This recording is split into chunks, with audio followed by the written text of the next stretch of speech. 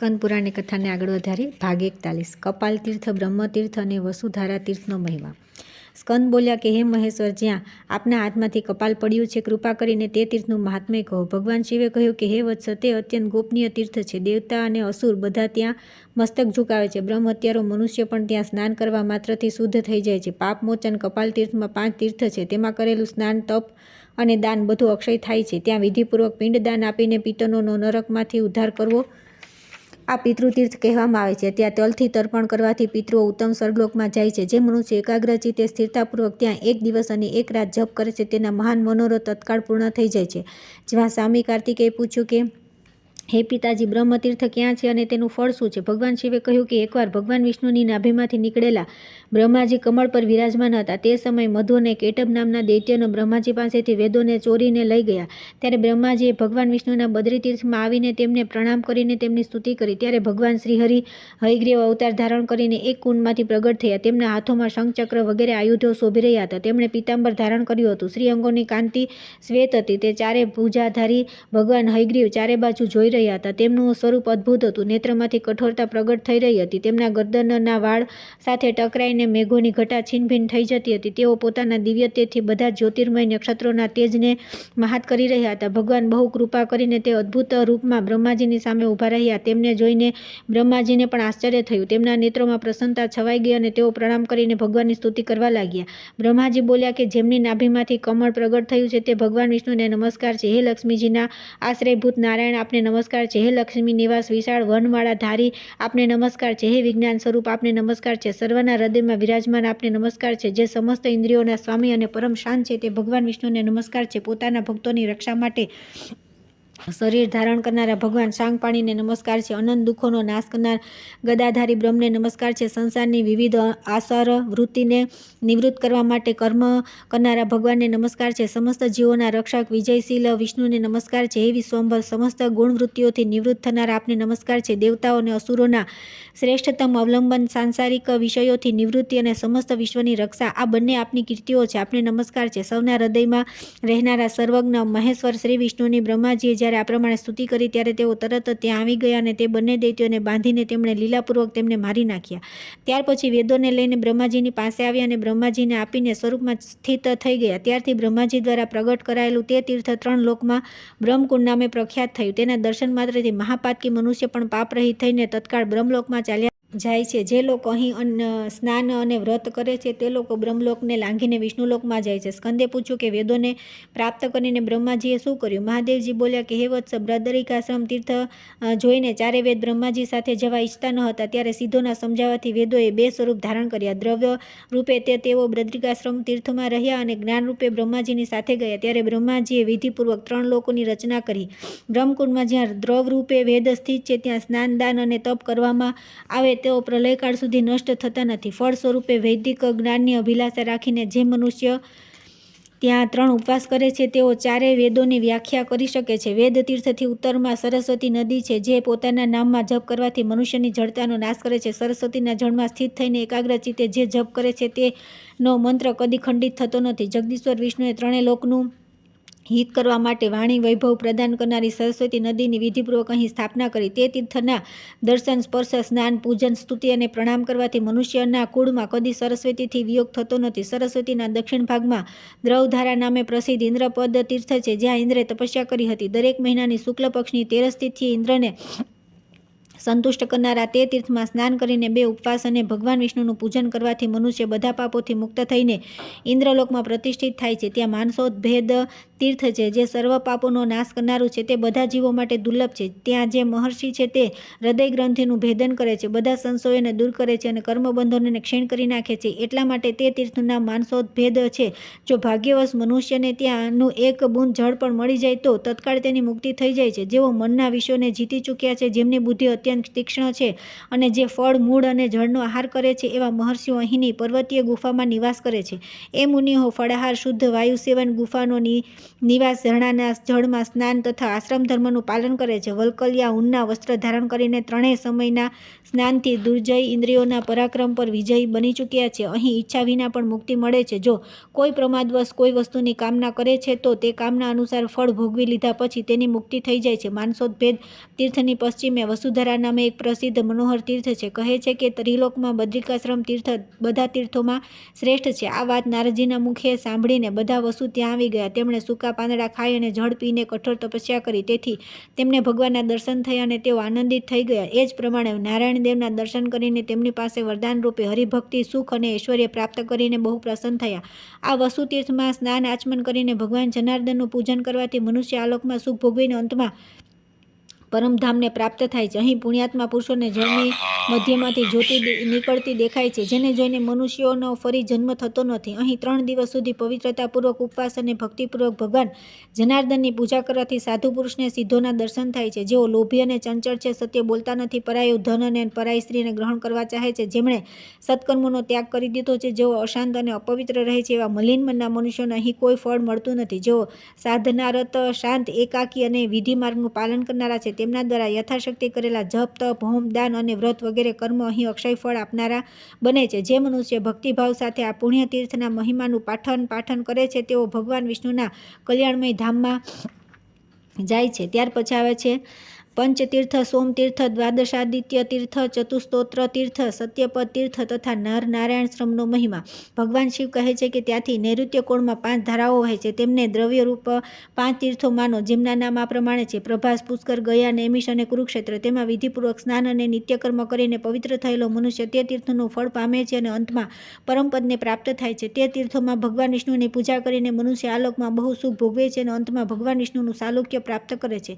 તેના પછી સોમકુંડ નામનું નિર્મળ તીર્થ છે, જ્યાં ચંદ્રમાએ તપસ્યા કરી હતી. પૂર્વકાળમાં અત્રિકુમાર ચંદ્રમા જ્યારે યુવાવસ્થાને પ્રાપ્ત થયા ત્યારે તેમણે ગંધર્વોના મુખે સ્વર્ગવાસીઓના સુખની વારંવાર પ્રશંસા સાંભળીને પોતાના પિતાને પૂછ્યું કે સ્વર્ગનું સુખ કઈ રીતે મળે. અત્રિએ કહ્યું કે બેટા, તપસ્યા, યમ અને નિયમો દ્વારા ભગવાન વિષ્ણુની આરાધના કરવામાં આવે તો સાધુ પુરુષોના માટે આલોક અને પરલોકમાં કોઈ વસ્તુ દુર્લભ છે.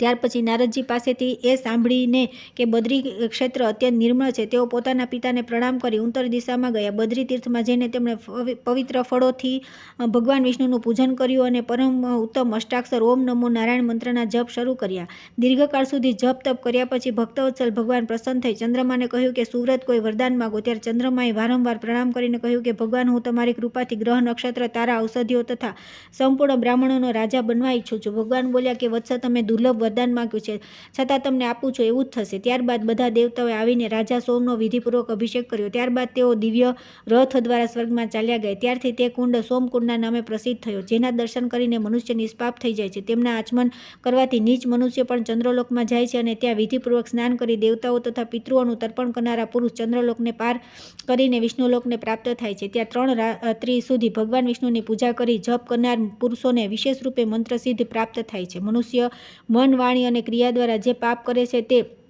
બધા તે સોમકુંડના દર્શનથી નષ્ટ થઈ જાય છે. ત્યાંથી આગળ દ્વાદશાદિત્ય તીર્થ છે, જ્યાં તપસ્યા કરીને કશ્યપજીના પુત્રે સૂર્યદેવની પદવી પ્રાપ્ત કરી છે. ત્યાં સપ્તમી તિથિના રોજ રવિવાર હોય ત્યારે અને સંક્રાંતિના અવસર પર સ્નાન કરવાથી મનુષ્યના 7 જન્મોના પાપ નિવૃત્ત થઈ જાય છે. મહાન રોગગ્રસ્ત પુરુષ જો અહીં સ્નાન કરીને જળ પીને પવિત્ર થાય તો તરત જ તે રોગથી મુક્ત થઈ જાય છે.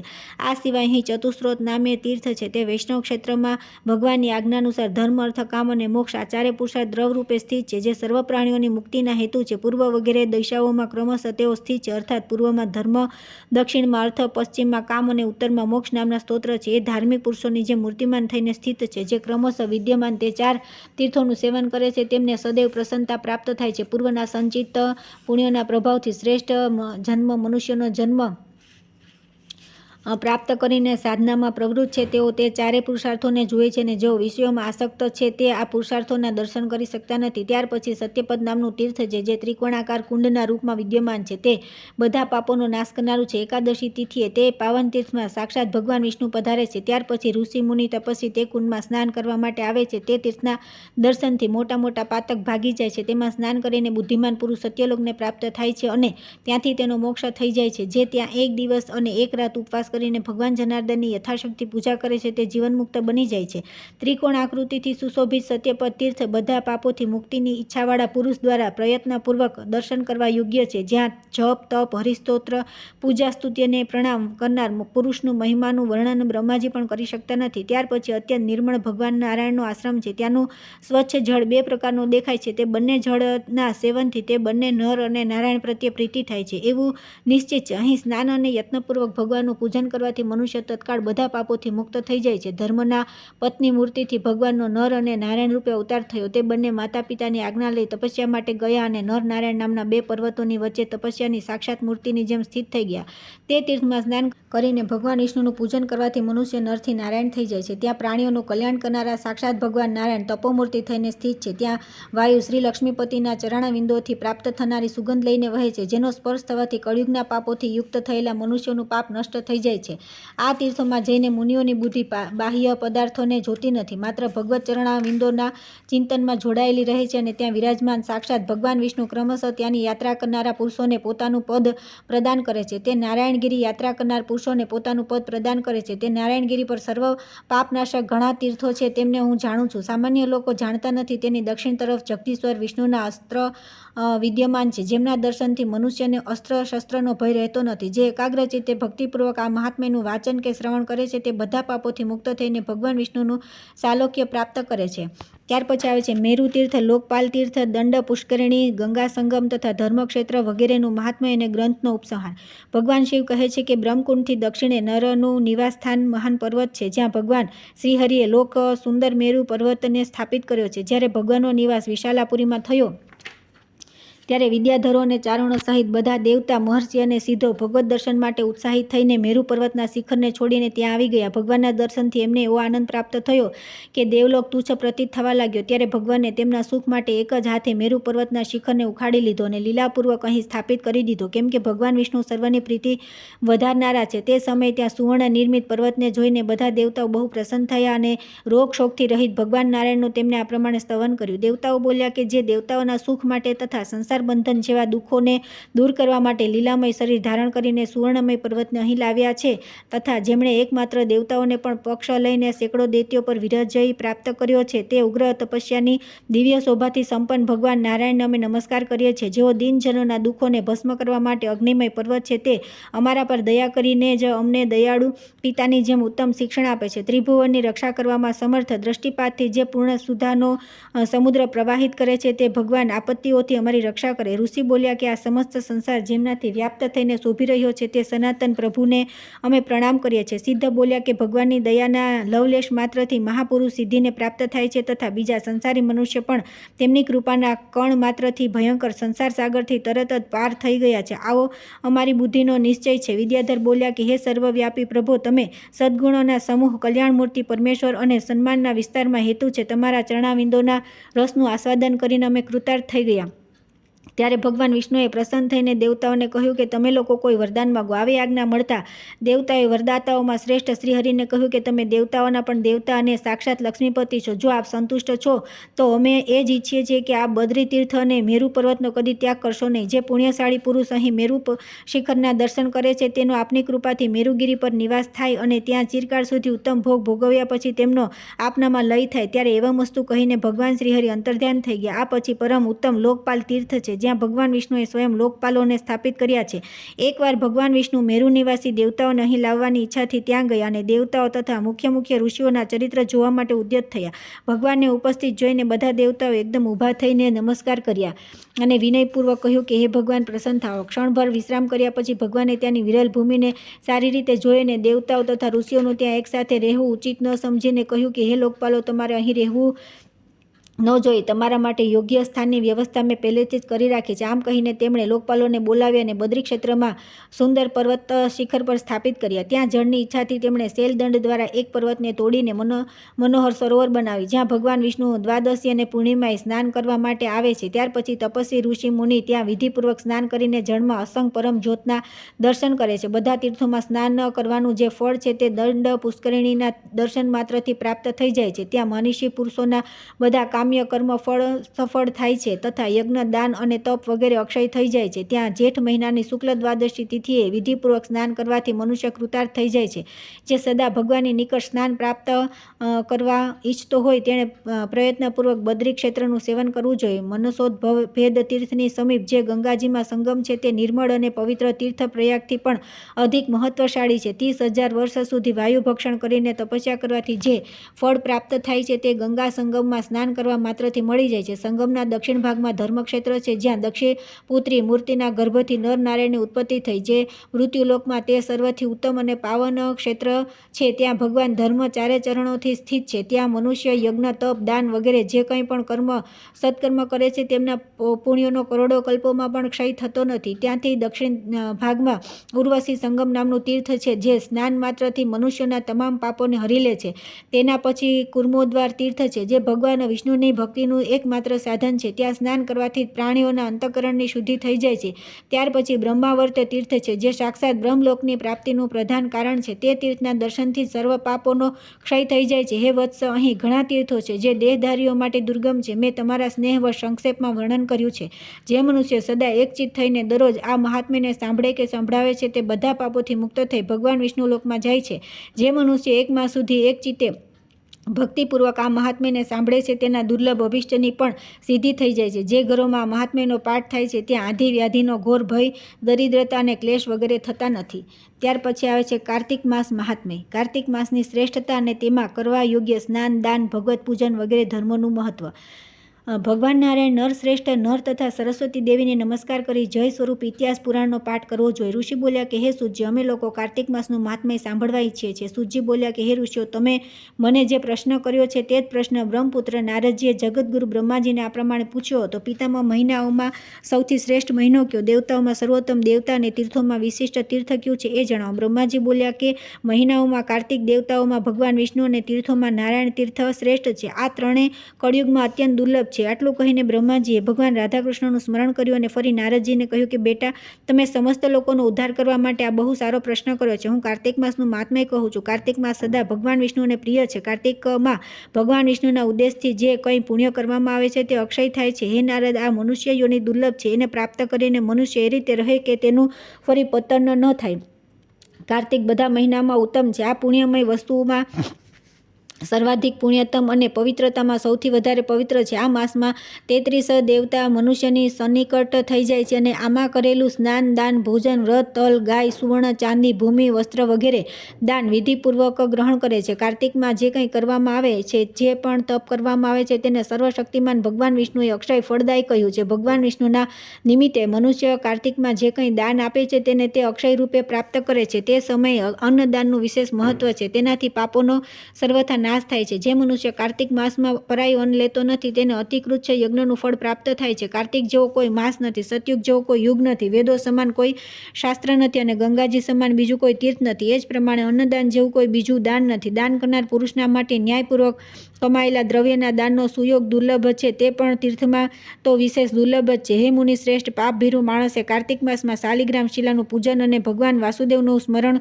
અવશ્ય કરવું જોઈએ. દાન વગેરે કરવામાં અસમર્થ મનુષ્ય દરરોજ પ્રસન્નતાપૂર્વક નિયમથી ભગવાન નામોનું સ્મરણ કરવું. કાર્તિકમાં ભગવાન વિષ્ણુની પ્રસન્નતા માટે વિષ્ણુ કે શિવના મંદિરમાં રાત્રિ જાગરણ કરવું. વિષ્ણુ કે શિવ મંદિરો ન હોય તો કોઈ પણ દેવતાના મંદિરમાં જાગરણ કરવું. જો દુર્ગમ વનમાં કે વિપત્તિમાં પડ્યા હોઈએ તો પીપળાના વૃક્ષ નીચે અથવા તુલસીના સાનિધ્યમાં જાગરણ કરવું. ભગવાન વિષ્ણુની સમીપ તેમની લીલા કથાઓનું કીર્તન કરવું. જો આપત્તિગ્રસ્ત મનુષ્ય ક્યાંય વધારે જળ ન હોય તો અને બીમાર હોવાથી જળમાં સ્નાન કરી શકે એમ ન હોય તો ભગવાનના નામ માત્રથી માર્જન કરી લેવું. વ્રતી મનુષ્ય જો ઉદ્યાપન કરવામાં અસમર્થ હોય તો તે વ્રતની સમાપ્તિ પછી તેની પૂર્ણતા માટે માત્ર બ્રાહ્મણોને ભોજન કરાવવું. જો સ્વયં દીપદાન કરવામાં અસમર્થ હોય તો તે બીજાના બુઝાઈ ગયેલા દીવાને પ્રગટાવે અથવા હવા વગેરેથી તેની રક્ષા કરે. ભગવાન વિષ્ણુની પૂજા ન થઈ શકે તો તુલસી અથવા આમળાનું ભગવત બુદ્ધિથી પૂજન કરવું. મનમાં ભગવાન વિષ્ણુના નામોનું સ્મરણ કરતા રહેવું. ગુરુના આદેશનું ઉલ્લંઘન કરવું નહીં. જો કોઈ દુઃખો આવી પડે તો ગુરુના શરણમાં જવું. ગુરુની પ્રસન્નતાથી મનુષ્યને કંઈ દુર્લભ નથી. પરમ બુદ્ધિમાન કપિલ અને મહાતપસ્વી સુમતિ પણ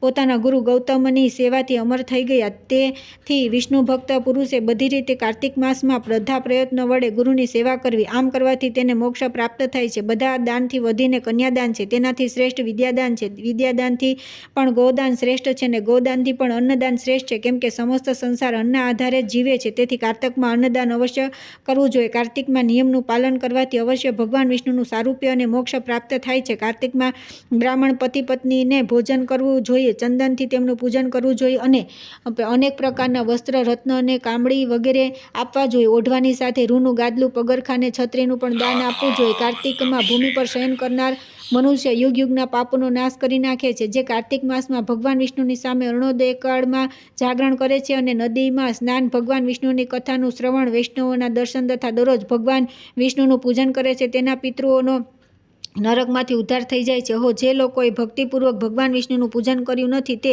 આ કળિયુગના અંધારા ખાડામાં પડીને નષ્ટ થઈ ગયા, લૂંટાઈ ગયા. જે મનુષ્ય કમળના એક પુષ્પથી દેવતાઓના સ્વામી ભગવાન કમલાપતિની પૂજા કરે છે તે કરોડો જન્મોના પાપોનો નાશ કરી નાખે છે. હે મુનિ શ્રેષ્ઠ, જે કાર્તિકમાં 1,00,000 તુલસી દળ ચઢાવીને ભગવાન વિષ્ણુની પૂજા કરે છે તે એક દળ પાન પર મુક્તાદાન કરવાનું ફળ પ્રાપ્ત કરે છે. જે ભગવાનના શ્રી અંગોથી ઉતારેલી પ્રસાદ સ્વરૂપ તુલસીની મુખમાં, મસ્તક પર અને શરીર પર ધારણ કરે છે તથા ભગવાનના નિર્માલ્યથી પોતાના અંગોનું માર્જન કરે છે તે મનુષ્ય સંપૂર્ણ રોગો અને પાપોથી મુક્ત થઈ જાય છે. ભગવત પૂજન સંબંધી પ્રસાદ સ્વરૂપ શંખનું જળ, ભગવાનની ભક્તિ, નિર્માલ્ય પુષ્પ વગેરે, ચરણોદક, ચંદન અને ધૂપ બ્રહ્મહત્યાનાશક છે. હે નારદ, કાર્તિક માસમાં પ્રાતઃકાળે સ્નાન કરી દરરોજ યથાશક્તિ બ્રાહ્મણોને અન્નદાન આપવું, કેમ કે બધા દાનોમાં અન્નદાન જ શ્રેષ્ઠ છે. અન્નથી જ મનુષ્ય જન્મ લે છે અને અન્નથી જ વધે છે. અન્ન પ્રાણી માત્રના પ્રાણ છે. અન્નદાન કરનાર સંસારમાં સર્વ કંઈ આપનાર અને સંપૂર્ણ યજ્ઞનું અનુષ્ઠાન કરનાર છે. પૂર્વકાળમાં સત્યકેતુ બ્રાહ્મણે માત્ર અન્નદાન વડે સર્વ પુણ્યનું ફળ પ્રાપ્ત કરીને પરમ દુર્લભ મોક્ષ પ્રાપ્ત કરી લીધો હતો. કાર્તિક માસમાં અનેક પ્રકારના દાન આપીને પણ જે મનુષ્ય ભગવાનનું ચિંતન કરતો નથી તો તે દાન તેને કદી પવિત્ર કરતા નથી. ભગવાન નામ સ્મરણ મહિમાનું વર્ણન હું પણ કરી શકું એમ નથી. ગોવિંદ ગોવિંદ હરે મુરારે, ગોવિંદ ગોવિંદ મુકુંદ કૃષ્ણ, ગોવિંદ ગોવિંદ રથાંગપાણે, ગોવિંદ દામોદર માધવેતી. દરરોજ ભગવાનના અડધા શ્લોક અથવા ચોથા ભાગના શ્લોકનો પણ કાર્તિક માસમાં શ્રદ્ધા અને ભક્તિ સાથે અવશ્ય પાઠ કરવો. જેણે ભાગવત પુરાણનું શ્રવણ કર્યું નથી તેણે પુરાણ પુરુષ ભગવાન નારાયણની આરાધના નથી કરી અને બ્રાહ્મણોના મુખરૂપી અગ્નિમાં અન્નની આહુતિ આપી નથી તે મનુષ્યો જન્મ વ્યર્થ છે. હે દેવર્ષે, જે મનુષ્ય કાર્તિક માસમાં દરરોજ ગીતાનો પાઠ કરે છે તેના પુણ્ય ફળનું વર્ણન કરવાની મારામાં શક્તિ નથી. ગીતા જેવું શાસ્ત્ર ન થયું ન થશે. એકમાત્ર ગીતા સર્વ પાપ હરે અને મોક્ષદાતા છે. ગીતાના એક અધ્યાયનો પાઠ કરવાથી મનુષ્ય ઘોર નરકથી મુક્ત થઈ જાય છે. જેમ જળ બ્રાહ્મણ મુક્ત થઈ ગયો હતો, 7 સમુદ્રો સુધીની પૃથ્વીનું દાન કરવાથી જે ફળ પ્રાપ્ત થાય છે તે શાલિગ્રામ શિલાનું દાન કરવાથી મનુષ્યને પ્રાપ્ત થઈ જાય છે. તેથી કાર્તિક માસમાં સ્નાન તથા દાનપૂર્વક શાલિગ્રામ શિલાનું દાન અવશ્ય કરવું જોઈએ.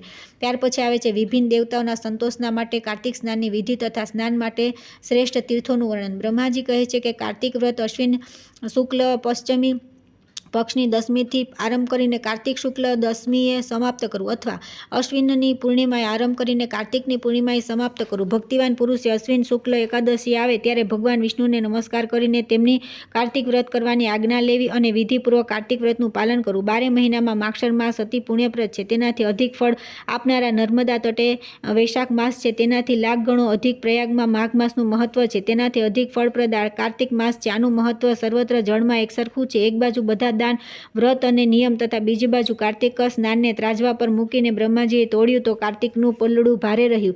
સ્નાન, દીપદાન, તુલસીના છોડ વાવવા અને સિંચવા, પૃથ્વી પર શયન, બ્રહ્મચર્યનું પાલન, ભગવાન વિષ્ણુના નામોનું કીર્તન તથા પુરાણોનું શ્રવણ, આ બધા નિયમોનું જો કાર્તિક માસમાં જે નિષ્કામ ભાવે પાલન કરે છે તે જીવન મુક્ત છે. આ વ્રત ભગવાન કૃષ્ણને બહુ પ્રિય છે. સૂર્ય ભક્ત, ગણેશ ભક્ત, શક્તિ ઉપાસક, શિવ ઉપાસક અને વૈષ્ણવ બધાએ સર્વ પાપોનું નિવારણ કરવા માટે કાર્તિક સ્નાન કરવું જોઈએ. સૂર્યની કૃપા માટે જ્યાં સુધી સૂર્યનારાયણ તુલા રાશિ પર સ્થિત હોય ત્યાં સુધી વ્રત કરવું જોઈએ. અશ્વિનની પૂનમથી કાર્તિકની પૂર્ણિમા સુધી ભગવાન શંકરની પ્રસન્નતા માટે સ્નાન કરવું જોઈએ. દેવી પક્ષ અર્થાત આસો શુક્લ પ્રતિપદાથી કાર્તિક શુક્લ ચતુર્દશીની મહારાત્રિ આવે ત્યાં સુધી ભગવતી દુર્ગાને પ્રસન્ન કરવા માટે સ્નાન કરવું જોઈએ. ગણેશજીની પ્રસન્નતા માટે અશ્વિની કૃષ્ણ ચતુર્દશીથી લઈને કાર્તિક કૃષ્ણ ચતુર્દશી સુધી નિયમથી સ્નાન કરવું જોઈએ. જે આસો સુદ એકાદશીથી કાર્તિક સુધી એકાદશી સુધી કાર્તિક વ્રતની સમાપ્તિ કરે છે તેના ઉપર ભગવાન જનાર્દન પ્રસન્ન થાય છે. જે બીજાના સંગથી અથવા આપમેળે જાણીને અથવા જાણ્યા વિના પણ કાર્તિક માસમાં પ્રાતઃ સ્નાનનો નિયમ પૂરો કરી લે છે તે કદી યમ યાતનાને જોતો નથી. અથવા જે બ્રાહ્મણ કાર્તિકમાં પ્રાતઃ સ્નાન કરે છે તેમને ઓઢવા માટે કામળી કે રજાઈ આપીને સ્નાનના પુણ્યને પ્રાપ્ત કરી શકાય. કાર્તિક માસમાં ખાસ કરીને શ્રી રાધા અને કૃષ્ણની પૂજા કરવી જોઈએ. જે કાર્તિકમાં તુલસી નીચે શ્રી રાધા કૃષ્ણની મૂર્તિનું નિષ્કામ ભાવે પૂજન કરે છે તેમને જીવન મુક્ત સમજવા જોઈએ. હજારો પાપોથી યુક્ત મનુષ્ય પણ કાર્તિક સ્નાનથી અવશ્ય મુક્ત થઈ જાય છે. તુલસીના અભાવમાં આંબળાના વૃક્ષ નીચે પૂજા કરવી જોઈએ. મુખ્ય પૂજા વિધિ સૂર્યમંડળમાં કરવી જોઈએ. અર્થાત સૂર્યમંડળ તરફ જોઈને સૂર્યરૂપી નારાયણ માટે પૂજાના ઉપચાર સમર્પિત કરવા જોઈએ. બધા દેવતા અપ્રત્યક્ષ છે, માત્ર ભગવાન સૂર્ય જ પ્રત્યક્ષ છે. બીજા બધા દેવતાઓ કાળને આધીન છે, પરંતુ ભગવાન સૂર્ય કાળના પણ કાળ છે. જે દરિદ્ર છે તે દાનને પાત્ર છે, તેમના કરતાં પણ વિદ્વાન છે તે જ દાનને પાત્ર છે. પુરુષ દાન માટે શ્રેષ્ઠ પાત્ર છે.